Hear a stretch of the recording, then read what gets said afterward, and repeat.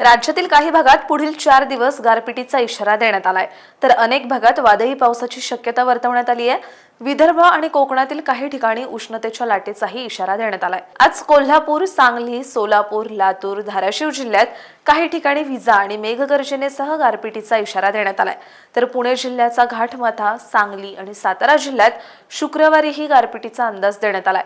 कोल्हापूर जिल्ह्यात उद्या आणि शुक्रवारीही काही भागात वादळी पावसासह गारपिटीचा अंदाज देण्यात आलाय। आज मध्य महाराष्ट्रातील पुणे, अहिल्यानगर, सातारा, सांगली, कोल्हापूर, सोलापूर, धाराशिव, बीड, लातूर, जळगाव तसंच कोकणातील रायगड, रत्नागिरी आणि सिंधुदुर्ग जिल्ह्यात काही ठिकाणी वादळी पावसाचा अंदाजही देण्यात आलाय। पालघर, ठाणे, मुंबई, धुळे, नंदुरबार, परभणी आणि हिंगोली जिल्ह्यात काही ठिकाणी हलक्या पावसाची शक्यता आहे। उद्या पुणे, सातारा, सोलापूर, सांगली, कोल्हापूर, धाराशिव, लातूर, नांदेड, सिंधुदुर्ग, रत्नागिरी, रायगड आणि ठाणे जिल्ह्यात काही ठिकाणी वादळी पावसाचा अंदाज आहे, तर नाशिक, अहिल्यानगर, छत्रपती संभाजीनगर, बीड, जालना, परभणी आणि हिंगोली जिल्ह्यात काही ठिकाणी हलक्या पावसाचा अंदाज देण्यात आलाय, तर मुंबई, ठाणे, रायगड जिल्ह्यात उष्णतेच्या लाटेचाही इशारा देण्यात आलाय।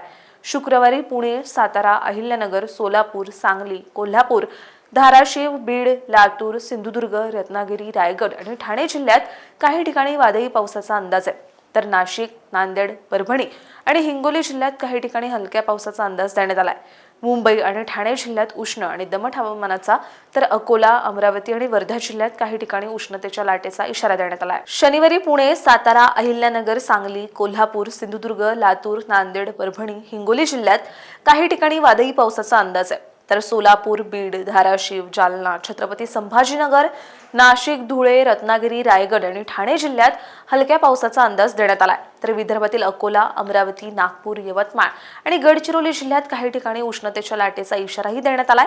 रविवारीही काही ठिकाणी हलक्या पावसाची शक्यता वर्तवण्यात आली आहे, तर विदर्भातील काही जिल्ह्यांमध्ये उष्णतेच्या लाटेचा इशाराही देण्यात आलाय। अशाच हवामान अपडेटसाठी अॅग्रोवनला सबस्क्राईब आणि फॉलो करायला विसरू नका।